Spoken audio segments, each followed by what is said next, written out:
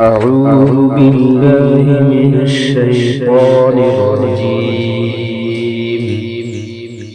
بسم الله الرحمن الرحيم.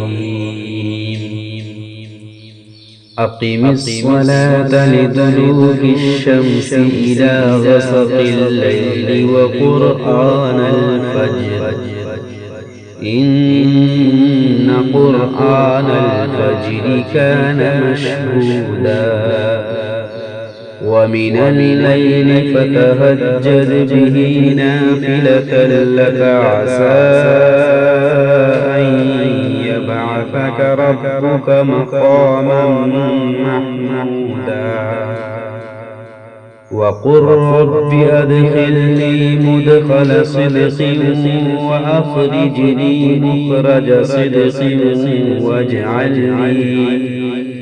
واجعلني من لدنك سلطانا نصيرا وقل جاء الحق وزهق الباطل إن الباطل كان زهوقا وننزل من القرآن ما هو شفاء ورحمة للمؤمنين ولا يزيد الظالمين إلا خسارا وإذا أنعمنا على الإنسان أعرض ونأى بجانبه وإذا مسه الشر كان يئوسا قل كل يعمل على شاكلته فربكم